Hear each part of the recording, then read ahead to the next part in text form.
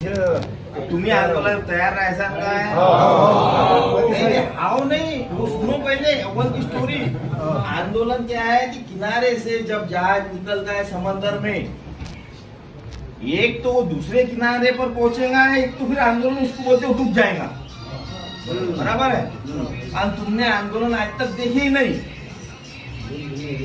आंदोलन में पहले सुन लो, पहले मैं बता रहा, जिनको तड़ो मेरा छोड़ना है वो आज ही छोड़ दो, कल की बात नहीं है। अभी किसको उठने में दिक्कत हो रही होगी, शर्म लग रही होगी तो कोई हरकत नहीं, जरा भर के बाद मीटिंग टूटेगी, बाद में आना मत। इसमें मीटरों की बात है, इसमें पुलिस के भी डंडे गिर सकते हैं, इसमें तुम पर मुकदमे भी दाखिल हो सकते,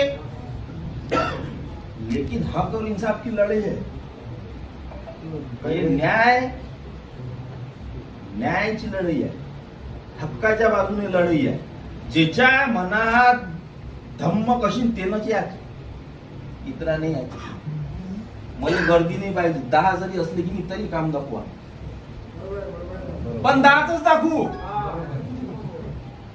शेतकरी संघटनेचं लक्ष्मीकांत दादा तुम आगे बढ़ो, हम तुम्हारे साथ हैं। शेतकरी संघटनेचा शेतकरी महिला आघाडीचा शेतकरी युवा आघाडीचा।